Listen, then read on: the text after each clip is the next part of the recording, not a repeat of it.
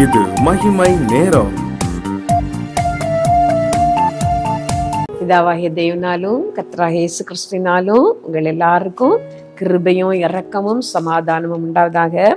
இந்த நாளின் செய்திக்கு ஆதாரமாக நான் எடுத்துக்கொண்ட வேத வசனம் 1 தீமோத்தேயு 6ஆம் அதிகாரத்தில் சில வசனங்களை நான் வாசிக்கிறேன். 6வது வசனத்திலிருந்து, போதும் என்கிற மனதுடனே கூடிய தேவ பக்தியே மிகுந்த ஆதாயம்.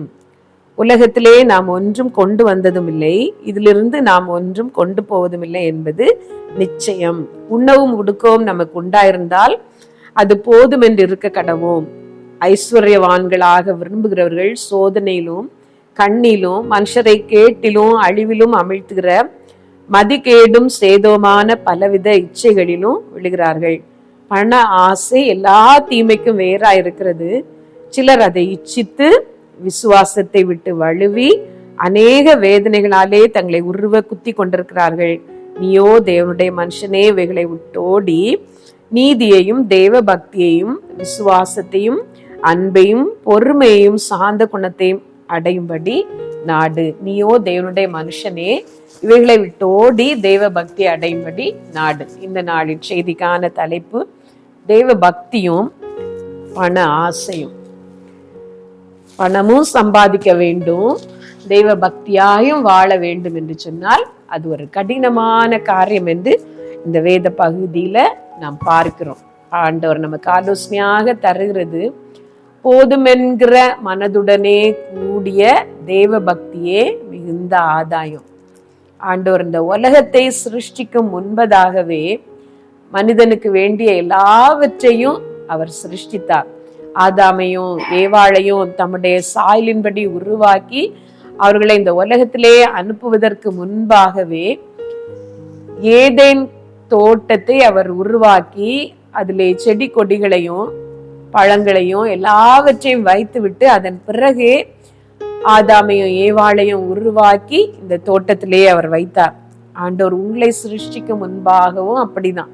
உங்களுக்கு எதுவெல்லாம் அவசியமோ அதெல்லாம் உங்களுக்காக ஏற்படுத்தி வைத்து விட்டு உங்களை அவர் இந்த உலகத்திலே உருவாக்கி வைத்திருக்கிறார். உங்களை இந்த உலகத்திலே பிறக்க செய்து இந்த உலகத்திலே வைத்திருக்கிறார். உங்களுக்கு இன்னது தேவை என்று அவர் அறிந்திருக்கிறார் என்று சொல்லி வேதத்துல நாம் வாசிக்கிறோம். நாளைக்காக நீங்கள் கவலைப்படாதிருங்கள் என்று ஆண்டவர் நமக்கு சொல்லி இருக்கிறார். இந்த உலகத்திலே நாம் கவலைப்படுவதெல்லாம் அநேக தடவைகளிலே தேவையற்ற காரியங்களுக்காக. நமக்கு வேண்டியதெல்லாம் அவர் சம்பூர்ணமாக தந்திருக்கிறார். அதை மிஞ்சி நாம் ஆசைப்படுவது நம்மை கேட்டிலும் அழிவிலும் தள்ளுகிறது என்று சொல்லி வேதத்துல நாம் பார்க்கிறோம். ஐஸ்வர்யவான் ஆகிறதற்கு தீவிரிக்கிறவன் ஆக்கினைக்கு தப்பான் என்று சொல்லி நாம் பார்க்கிறோம். ஒரு கதை சொல்லுகிறேன். ஒருவர் நடந்து தன்னுடைய அலுவலகத்திற்கு போய் கொண்டிருந்தார். ஒரு நாள் அவர் நினைத்தார், நமக்கு ஒரு சைக்கிள் கிடைத்தால் நன்றாக இருக்கும், அது வாங்குவோமே என்று சொல்லி அவர் வாங்கினார். அது அவருக்கு இன்பமாக இருந்தது. அதை பிரயோஜனப்படுத்தினார். கொஞ்ச நாட்கள் சைக்கிளிலே போன பிறகு அவருக்கு அதன் மேல் ஒரு வெறுப்பு வந்தது. எல்லாரும் பைக்கிலே போகிறார்கள், நாமும் ஒரு பைக் வாங்கினால் என்ன என்று சொல்லி அவர் வாங்கினார். அதை அனுபவித்தார். அது அவருக்கு சுகமாக இருந்தது. கொஞ்ச நாள் போன பிறகு இந்த பைக் ஓட்டி அழுத்து விட்டது, இனி ஒரு கார் வாங்குவோம், அலுவலகத்துக்கு காரிலே போனால் அது மதிப்பாக இருக்கும் என்று சொல்லி அவர் கார் வாங்க பிரயாசப்பட்டார். அவருடைய மனைவி சொன்னார்கள், நமக்கு எதற்கு கார், ஏற்கனவே நாம் கடனில் கஷ்டப்படுகிறோம், பிள்ளைகளை படிக்க வைக்க வேண்டும், நடந்து போகிற தூரத்தில் தானே உங்களுடைய அலுவலகம் இருக்கிறது, எதற்காக நாம் கார் வாங்க வேண்டும் என்று சொல்லி பார்த்தார்கள். அவர் கேட்கவில்லை. அவர் கார் வாங்கி அதை உபயோகப்படுத்தினார். அவருடைய வீட்டிற்கும் அவருடைய ஆலயத்திற்கும் நடந்து போகிற தூரம்தான், பக்கம்தான். ஆனாலும் மற்றவர்கள் என்னை மதிப்பார்கள், என்னை உயர்வாக நினைப்பார்கள் என்று சொல்லி அவர் காரிலே தான் அவர் ஆலயத்திற்கு போவார். காரை உபயோகிக்க தொடங்கினார். நடந்து போவதையும் சைக்கிளை மிதிப்பதையும் அவர் மறந்து போனார். கொஞ்ச நாட்கள் கழித்து அவருக்கு ஒரு சுகவீனம் வந்தது. திடீரென்று நெஞ்சு வலித்தது. இந்த காருக்கு அவர் கடன் கெட்ட வேண்டும், லோன் வாங்கி அந்த கார் வாங்கியிருந்தார். அந்த லோனை செலுத்தி முடிப்பதற்காக அவர் அதிகமாக பிரயாசப்படவும் உழைக்கவும் செய்தார். எப்படியாவது பணத்தை சேகரிக்க வேண்டும், சம்பாதிக்க வேண்டும் என்று சொல்லி நேர்மையில்லாத வழிகளையும் அவர் தேடினார். திடீரென்று சுகவீனமான பொழுது அவரை ஆஸ்பத்திரிக்கு கொண்டு போனார்கள்.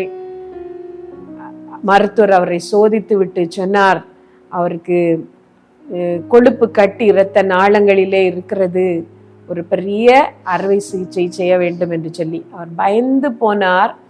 அந்த நாட்களிலே அந்த மருத்துவர் அவருக்கு ஒரு ஆலோசனை கொடுத்தார், நீங்கள் கொஞ்ச நாள் நடந்து பாருங்கள், நான் தருகிற மாத்திரையை சாப்பிட்டு விட்டு நீங்கள் நடந்து பாருங்கள் என்று சொல்லி அவருக்கு ஒரு ஆலோசனை கொடுத்தார். அப்பொழுதுதான் அவருக்கு புரிந்தது, கர்த்தர் எனக்கு தந்ததெல்லாம் நியாயமானது, அவசியமானது, அதற்கு மிஞ்சி நான் ஆசைப்பட்டதுதான் தப்பு என்று உணர்ந்து கொண்டார். இப்படிதான் நம்முடைய வாழ்க்கையிலையும் நமக்கு தேவையான எல்லாவற்றையும் அவர் தந்திருக்கிறார். அந்த பாடுகளின் ஊடாக, அந்த கடின வாழ்க்கையின் ஊடாக அவரை தேட வேண்டும், தேவ பக்தியாய் நாம் வாழ வேண்டும் என்று அவர் நியமித்திருக்கிறார். நாமோ நலமல்லாத வழிகளிலே இந்த உலகத்தின் காரியங்களை தேடுகிறோம். கர்த்தரோடு உள்ள உறவை நாம் இழந்து போகிறோம். இதை கேட்கிற நீங்களும் கூட உங்களுக்கு போதுமானவைகள் ஆண்டவர் தந்திருக்கிறார் என்றால் அதிலே திருப்திப்பட்டு திருப்தியோடு ஆண்டவருக்கு அதை நன்றி சொல்லிவிட்டு அனுபவியுங்கள். கர்த்தர் உங்களை ஆசீர்வதிப்பார். பண ஆசை இல்லாதவர்களாய் வாழ்ந்து என்று சொல்லி வேதம் சொல்கிறது. நீங்கள் பண ஆசை இல்லாதவர்களாய் வாழும் பொழுது கர்த்தர் உங்களோடு கூட இருக்கிறாராம். எபிரேயர் 13:5 நாம் பார்க்கிறோம், நீங்கள் பண ஆசை இல்லாதவர்களாய் வாழ்ந்து உங்களுக்கு இருக்கிறவைகள் போதும் என்று நம்புங்கள், போதும் என்று இருங்கள், நான் உன்னை விட்டு விலகுவதும் இல்லை, உன்னை கைவிடுவதும் இல்லை என்று கர்த்தர் சொல்லி இருக்கிறாரே. இருக்கிறவைகள் போதும் என்று திருப்திப்பட்டு நீங்கள் வாழும் பொழுது கர்த்தர் உங்களை விட்டு விலக மாட்டார்.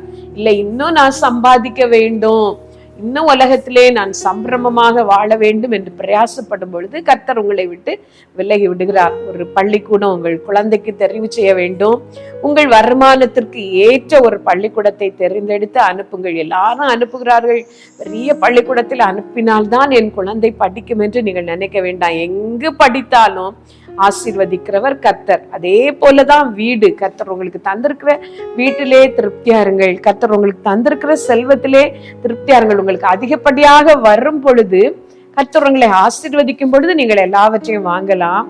ஆனால் ஒன்றுமில்லாத நிலையிலே நீங்கள் கஷ்டப்பட்டு கொண்டு இருக்கும் பொழுது பண ஆசை மிகுந்தவர்களாய் பணத்துக்காகவே நீங்கள் ஓட தொடங்கினால் கர்த்தரை தேடுவதையும் அவரோடு கூட உள்ள அந்த பக்தி வாழ்க்கையையும் நீங்கள் இழந்து விடுவீர்கள். இன்றைய நாளின் செய்தி, போதும் என்கிற மனதோடே கூடிய தெய்வ பக்தியே மிகுந்த ஆதாயம். ஜெபித்து நாம் முடிக்கலாமா? சர்வ வல்லமையுள்ள எங்கள் நல்ல தகப்பனே, இந்த உலகத்தார் எல்லாரும் பணத்தை தேடுகிறார்கள் என்பதற்காக நாங்களும் பணத்தின் பின்னால் போக வேண்டாம். பண ஆசை உள்ளவர்களாய் எங்கள் ஆவிக்குரிய வாழ்க்கையை நாங்கள் இழந்து போக வேண்டாம்.